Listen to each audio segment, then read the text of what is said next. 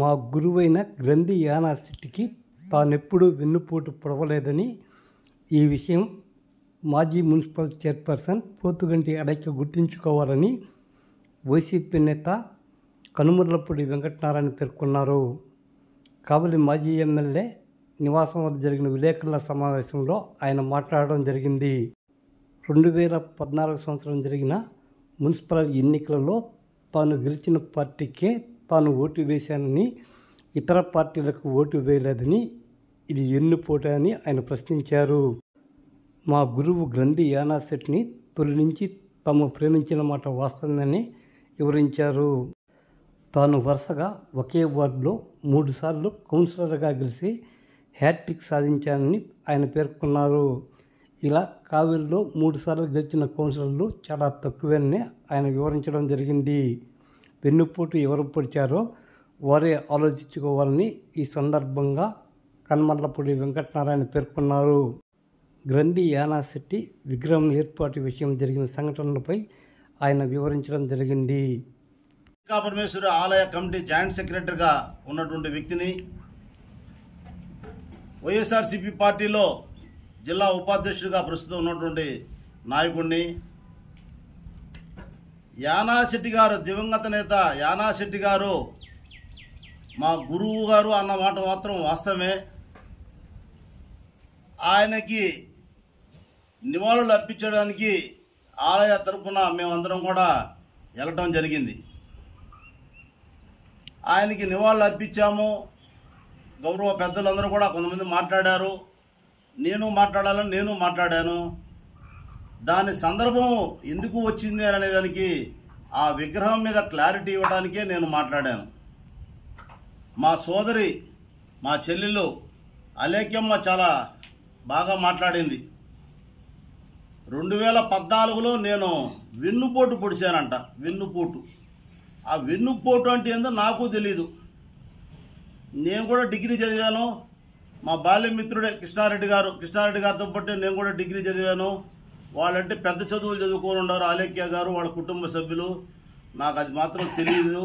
రాత్రి నుంచి చాలా మందిని అడుగుతా ఉన్నాను. ఆ వెన్నుపోటు అంటే పార్టీలో ఉండి నేను వెన్నుపోటు ఈడ జగదీష్ను పడవాలా లేకపోతే ఆలేఖ్యను పడవాలా నాకు అర్థం కాక ఎట్ట చేశాననేది ఆ రోజు నుంచి అర్థం కావట్లేదు. ఇప్పుడు కూడా నేను యానాశెట్టి గారు చనిపోతే అక్కడ వారి యొక్క అంతిమ సంస్కారాలు జరగకముందునే నా మిత్రుడు తడవత్తి రమేష్తో నేను చెప్పడం జరిగింది. రమేష్, మనం పెద్దాని విగ్రహం పెట్టాలయా ఈ విధంగా అనే ఆర్యవైశ్య సంఘం తరపున అని చెప్పని నేను చెబితే సరేనా అన్నటువంటి వ్యక్తులు వాళ్ళు.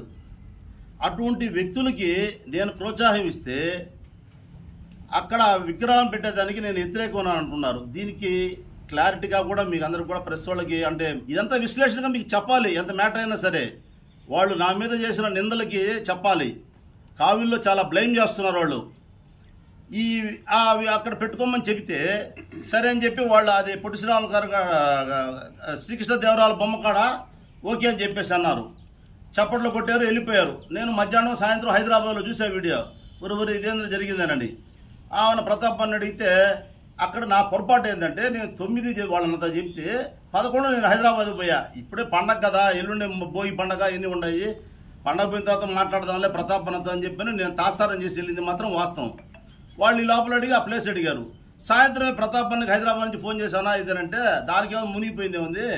వాళ్ళు కాపు నాయకులకి శ్రీకృష్ణదేవరాయల బొమ్మ ఎదురుగా పెడితే మనకి రాజశ్రీ మెడికల్ షాప్గా కోర్టు కాడ అటు ఇటు ఉత్తర దక్షిణ ఉంది, ఇది కనుక పెట్టుకోమను, లేకపోతే చెక్క సత్యనారాయణ గారి బొమ్మ కాడ పెట్టుకోమను, లేదంటే బృందావన కాలనీ కాడ పెట్టుకోమను అని చెప్పి మళ్ళీ చెప్పి చాలా హ్యాపీగా నాకు చెప్పడం జరిగింది ప్రతాప్ అన్న. ఆ మాట వాళ్ళకి చెప్పాను. ఆ మాట వాళ్ళకి చెబితే వాళ్ళకి అది ఇనుసొంపుగా లేదు. వాళ్ళకి లేకుండా దాన్ని ఒక రాజకీయం చేసింది వాళ్ళు చేసి ఆఖరికి నేను అందరూ ఒపీనియన్ తెలుసుకోవాలని ప్రతాప్ అన్న చెప్పిన మేరకు ఆర్యవైశ్యులందరినీ పిలిస్తే నా మీదకి ఎక్కదోలి ఆ యొక్క విగ్రహం ఆడ పెట్టకుండాదట్టుగా వాళ్ళు చేసి తర్వాత ఎలక్షన్ అయిపోయిన తర్వాత చూద్దామని చెప్పి వాయిదా ఇచ్చారు. మేము చాలా సంతోషంగానే మేము డ్రాప్ అయిపోయాం. తర్వాత చూసుకుందాం, ఎలక్షన్ అయిపోయిన తర్వాత చూసుకుందాం అని చెప్పని మేము డ్రాప్ అయిపోయాం. వాళ్ళ గవర్నమెంట్ వచ్చింది, వాళ్ళు అక్కడ పెట్టుకున్నారు, ఇప్పుడు బాగానే ఉంది. తెలుగుదేశం పార్టీ తరఫున పెట్టామన్నారు, బాగానే ఉంది. మా ఇంటికి వచ్చినప్పుడు కూడా నేను ఆ విగ్రహం ఏ విధంగా పెట్టాలి, ఎవరెవరు పెడితే బాగుంటుంది, ఎట్ట పెడితే బాగుంటుంది, నేనేం ఇస్తానన్నాను, ఏం చేస్తానని నేను కూడా చెప్పా. గౌరవ శాసనసభ్యులు కావ్య కృష్ణారెడ్డి గారు చెప్తే చెప్పుండొచ్చు, కానీ ఒక ఆర్యవైశ్య సంఘం తరఫున పెట్టితే బాగుంటుందని నేను హెచ్చరికలు చేసి వాళ్ళకి అందరూ కూడా సూచనలు ఇవ్వడం కూడా జరిగింది. వాళ్ళు అవన్నీ పట్టించుకోలేదు, వాళ్ళ ఒప్పిన వాళ్ళు వెళ్ళారు. ఇన్ని చేస్తే నా మీద బ్లేమ్ చేసి ఇవన్నీ మాట్లాడుతూ 2014లో నేను ఎన్నుపోటు పొడిచానంట. ఇప్పుడు అది నాకు అది ఇప్పుడు కూడా అర్థం కావట్లేదు. మా చెల్లి అనే మాటకి ఏమని, నేను పొడిచానా, వాళ్ళు పొడిచారా, ఎవరు పొడిచారా? నేను ఉన్న పార్టీలో తీసుకొచ్చి వదిలిపెట్టాడు. ప్రతాప్ కుమార్ రెడ్డి గారితో గౌరవ దివంగత నేత యానాశెట్టి గారు ఏం మాట్లాడుకున్నారో ముందర రోజు ఆయన, సుకుమార్ రెడ్డి వాళ్ళు ఎట్ట మాట్లాడుకున్నారో నాకు తెలియదు. మమ్మల్ని అందరూ పార్టీలోకి తీసుకొచ్చేసిందాడే. నేను ఒక్కడిని కాదు, అది ఆర్యవైశ్య సంఘం, శెట్టిగారి సంఘానికి సంబంధించిన ఓటు కాదు, అది పార్టీకి సంబంధించిన ఓటు. దాంట్లో నాకన్నా ముఖ్యమైనటువంటి ప్రసన్న శిష్యులు ఉన్నారు, మాళీ ఉన్నాడు, రాజా ఉన్నాడు, కామరాజు ఉన్నాడు, ఇంతమంది కౌన్సిలర్లు ఆడ ఉన్నారు. వాళ్ళందరూ ఈ కోసం ఓటు కోసం అటు రాలేదన్నా, లేకపోతే నేను ఒక్కడిని రాలేదన్నా. నేను రాలేదని చెప్పి నువ్వు బెంగళూరు నుంచి తోట వెంకటేశ్వరుని పిలిపించుకొని ఓటు వేసుకున్న వాళ్ళు మీరు. దానికి ముందు రోజు జూలై 2 తారీఖు అనుకుంటా బిఎంఆర్ గారి బర్త్డే, 3వ తారీఖు ఈ యొక్క ఎలక్షన్ జరిగింది. ఏది మున్సిపాలిటీ ఎలక్షన్. బిఎంఆర్ గారు నాకు స్వయంగా ఫోన్ చేసి, నీకు వైస్ చైర్మన్ ఇస్తావు నారాయణ, నువ్వు రా, నువ్వు ఎట్టగాలంటే చేసుకో, అది ఇది అన్న. నాకు ఆ ఉద్దేశం లేదన్నా, ఏదైనా ఇక్కడ నమ్ముకున్నా వచ్చా, ప్రతాపన్న కూడా ఉన్నాము అని నేను చెప్పడం జరిగింది. అయినా కానీ ఆ మాట చెప్పిన తర్వాత ఈ మాట మనం చెప్పాలన్న ఉద్దేశంతో యానాశెట్టి గారికి షాప్ కాడికి పోయి 5:30 అప్పుడు నేను చెప్పితే, బలువుడు గారా, నా వయసు 63 ఏళ్ళు, నేను ఇప్పుడు తప్పు చేయలా, నేనేం పోను, నువ్వే పోతే పో, లేకపోతే లేదు, నువ్వేనా పోవటం ఎందుకు అని అన్నాడు. ఊరిది యానాశెట్టి గారిలో ఎంత ఉందిరా వ్యవహారం అని చెప్పి నేను గమ్ముగా ఇంట్లో పోయి పడుకున్నా. వీళ్ళు ఆయనేమో వద్దంటున్నాడు, ఆయనకేమో ఇష్టం లేదు తెలుగుదేశం పార్టీకి పోవాలన్నా, వీళ్ళతో పాటు పోవాలన్నా. వీళ్ళు కందుకూరు మన చలవా సత్యం గారితో కొలీడయ్యి వాళ్ళంతా ఆడికి పోయి వాళ్ళు మాట్లాడుకొని రాత్రే వీళ్ళు వెళ్ళిపోయారు. నేను రాలేదని అంతా మాట్లాడి బాబు రాత్రి అంతా యానాశెట్టి గారికి నిద్ర లేకుండా నా కోసం ఉదయాన్నే వేట, నన్ను తీసుకోపోవాలని. ఈ మా ప్రతాప్ అన్న వీళ్ళు మన శివకుమార్ వాళ్ళు ఓ పక్కన నా కోసం. నేను ఓపెన్గానే చెప్పా, మీరెవరు నా కోసమే కాపలాలు కానీ ఇవ్వలే, ఎవరేం చేయలేదు. నేను గౌరవంగా వైఎస్ఆర్సీపీకి వెళ్ళాను, వైఎస్ఆర్సీపీలోనే ఉంటాను, వైఎస్ఆర్సీపీకే ఓటేస్తానని చెప్పి అని అన్నానే కానీ నేను ఎన్నుపోటు పడవాలా. ఎన్నుపోటు పొడిచేది ఎప్పుడంటే నేను ఆడ ఉండి జగదీష్ ఓటు వేయకుండా ఉంటే అది నేను ఎన్నుపోటు పొడిచేది. నేను డబ్బులు కూడా తీసుకోవాలా ఎవరికాడ.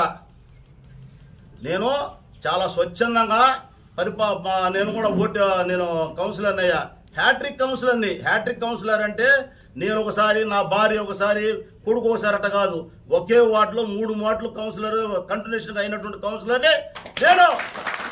ఎందుకంటే కావిలో 2 ఉన్నారు, ఒకటి బాల్వే, రంతుల్లా, నేను. ఇంకా ప్రతి ఒక్కరు కూడా వాళ్ళ కుటుంబ సభ్యులు అయ్యి, వాళ్ళ కుటుంబ సభ్యులు ఆయన ఈయన వాళ్ళ భార్య ఎవరెవరు అవుతా ఉన్నారు. నాకన్నా సీనియర్ మా తమ్ముడు ప్రసన్న కూడా ఉన్నాడు, కౌన్సిలర్ అయింది, ఫస్ట్ కౌన్సిలర్ అయింది ప్రసన్నే. మేమందరం ఆయన శిష్యులమే కదా, యానాశెట్టి గారి శిష్యులమే. ఇంకొకటి ఏంటంటే ఈ మాట అన్నాగా తప్పే, మళ్ళీ మా ఆయన శిష్యులు గురువులు అన్నాగా నువ్వు గురువు అని చెప్పి నామం పెట్టామని అంటారు. వాస్తవంగా చెప్పాలంటే యానాశెట్టి కన్నా ముందర నాకు గురువు ఏకే అఫాన్. ఉదయగిరి నవాబు గారు ఉన్నారే, మా ఎదురుగా షాపు, ఆయన యూత్ కాంగ్రెస్ ప్రెసిడెంట్ యానాది రెడ్డి శిష్యుడు. నేను డిగ్రీ అయిపోయి ఇంటర్ కాడి నుంచి ఉండేటప్పుడు ఇందిరాగాంధీ చనిపోయేటప్పుడు ఇందిరాగాంధీ అభిమాని, ఎన్టీఆర్ అభిమాని, మళ్ళా సినిమా ఫీల్డ్గా ఎన్టీఆర్ అభిమాని. ఇంకా చెప్పాలంటే ఇవన్నీ చాలా ఉన్నాయి. అట్లాంటి వ్యక్తిని నేను ఆయనతో యూత్ కాంగ్రెస్లో తిరుగుతా చేస్తున్న తర్వాత రాజకీయంగా 87లో నేను డిగ్రీ అయిపోయి బయటకు వచ్చేటప్పుడు నన్ను నిలబడమంటే యానాశెట్టి గారు, యానాది రెడ్డి గారు నాకు వద్దు పోరాటం, మా ఇంట్లో వాళ్ళు కూడా నీకు పెళ్లి కాలేదు, ఏం కాలేదు, సంపాదన లేదు, ఏం లేదు, నీకెందుకు కౌన్సిలర్ అని అన్నారు. అట్టాడిది యానాశెట్టి గారు నిలబడితే మేమందరం తిరిగి చేశాం. ఇంకోటి ఏం తెలుసా, 2000లో నేను కౌన్సిలర్ అయితే 2002లో 2003లో మా మిత్రుడు కావ్య కృష్ణారెడ్డి గారు కూడా ధర్నాకు నేను కూర్చొని ప్రసన్న మేమందరం కూడా కూర్చొని జల్దంకిలో కానీ ఏడ కానీ అంతా పార్వతమ్మ గారు ఆన రామనారెడ్డి గారితో కూర్చొని మేమందరం ఆయన కోసం పోరకాండ వాళ్ళమే ఎంపీపీకి ఒక ఎంపీటీసీ తీసుకుపోయినప్పుడు విషయం అంతేనా చేసిన వాళ్ళమే మేమందరం కూడా 2006 చేసిన వాళ్ళమే మేమందరం కూడా. కావ్యకృష్ణుడు కూడా కావ్యకృష్ణారెడ్డి గారు కూడా మాకు మిత్రుడే, ఆయన కోసం కూడా చేశాం మేము. ఆ రోజు యానాది రెడ్డి గారి కాడ కావ్య కృష్ణారెడ్డి గారు ఉన్నారు, యానాశెట్టి గారు ఉన్నారు, రామానాయుడు గారు ఉన్నారు, చిరంజీవి రెడ్డి ఉన్నాడు, పెద్ద పెద్ద నాయకులు అందరూ ఇసుకా వెంకట్రావు రెడ్డి గారు ఉన్నారు, రామిరెడ్డి గారు ఉన్నారు. అందరూ ఆయన కాడ నేర్చుకున్న వాళ్ళమే. మీ నాయన నేర్చుకుంది ఎవరి కాడమ్మా? యానాది రెడ్డి కాడ కదా. యానాది రెడ్డి కాడ మేము నేర్చుకున్నాము. తర్వాత మీ నాయన శిష్యులు మాకే పక్కన ఉన్నాడు శెట్టి గారు కాబట్టి మేము కూడా ఆయన మంచి హృదయం అందరికి సహాయం చేసేవాడు కాబట్టి మేము చేసాము. నీవు ఒక్కసారి కౌన్సిలర్గా నిలబడి నేను నాకు చైర్మన్ సీట్ రాలేదు ఇంకా నాకు వైస్ చైర్మన్ నేను ఇప్పకూడదా? నీకు రాకపోతే నీకు ఇవ్వని అన్నారు కదా, నాకు వైస్ చైర్మన్ చెప్పి ఇప్పకూడదా? నువ్వు నీ నాయనకి చెప్పి ఇప్పకూడదా? నేను 3 మాటలు గెలుచున్నాను కదా. 2005లో ఇదే యానాశెట్టి గారు దామశెట్టి శ్రీనివాస నాయుడు చైర్మన్ అన్నాడు. నైట్ ప్యాంట్లు వేసుకొని బృందావన కాలనీలో పార్వతమ్మ ఇంటి కాడ పుణుకొని ఆడదోమలు పెక్కుతుంటే బయట వినాయకుడు గుడి కాడ దామశెట్టి సేన ఈ పక్క నేను ఈ పక్కన ఇద్దరం ముడుకొని ఉన్నాం. ఏంటంటే తెల్లవారు 4 గంటలకల్లా ఎంపీ శ్రీనివాసరెడ్డి గారు వస్తున్నారు, తేల్చేస్తారండి. తేల్చింది లేదు, ఏమీ లేదు. కవర్ ఇచ్చాడు, పోయాడు. నగళ్ళ శ్రీనివాస్ కిరణ్ చైర్మన్ అని. ఏమైంది? దామశెట్టి సేన పరిగెత్తి వెళ్ళిపోయాడా? దామశెట్టి శ్రీనివాస నాయుడు ఓటేయలేదా మున్సిపాలిటీలో? నువ్వెందుకు వెళ్ళిపోయావు? తేల్చుకో. నీకు జరిగింది ద్రోహం ఉంటుంది, నా నమ్మకం ఇంకోటి అయి ఉండొచ్చు, లేకపోతే నేనేం చేయొచ్చు. నీ కాడ నీకు మీ నాన్నకి వ్యతిరేకమైన వాళ్ళు అది చేశారు. అది ఆ రోజు ప్రతాప్ కుమార్ రెడ్డి గారు చాలా నీతిపరుడు. ఆయన కానీ విష్ణన్న కానీ వీళ్ళందరూ కూడా కలిసి నీకు ఇవ్వాలనే ఉంటారు. దాని లోపల లోపాయకరంగా జరిగింది. మాకన్నీ తెలీదు. మాకెప్పుడు యానాశెట్టి గారు ఫస్ట్ పార్టీలో చేరేటప్పుడు సుకుమార్ రెడ్డి గారితో యానాశెట్టి గారితో ప్రతాపన్నతో మాట్లాడేదానికి వచ్చినప్పుడు మాకు ఏమీ తెలీదు. ఏవే కండిషన్లు ఏవే మాట్లాడుకుంది ఏమేంటి అనేది మాకు తెలీదు. ఆయన రమ్మన్నాడు, మాకు ఇష్టమైంది. రాజశేఖర రెడ్డి గారి సిద్ధాంతాలు మేము వచ్చాం. రాజ్కుమార్ చౌదరి తెలుగుదేశం పోయాడు, యాదగిరి కాంగ్రెస్ పార్టీకి పోయినాడు, మేమందరం ఇటు వచ్చినాం అంతే. ఆ రోజు మేము ప్రతాపన్నని నిలదీసి అడిగి ఎందుకు ఇవి చేయమనే దానికి నువ్వేమో మాకు చెప్పలా, మీ నాన్న మాకు చెప్పలా. మేము అంత స్వతంత్రం కూడా ఆయనతో లేదు. 4 నెలలు ఆయన కాడికి వచ్చి మేము ప్రతాపన్న కాడికి ఏ విధంగా మేము ద్రోహం చేసినట్టు? వెన్నుపోటు. ఏ పోటు అది? ఎన్నుపోటు ఏంది అది? అన్ని అబద్ధాలంట.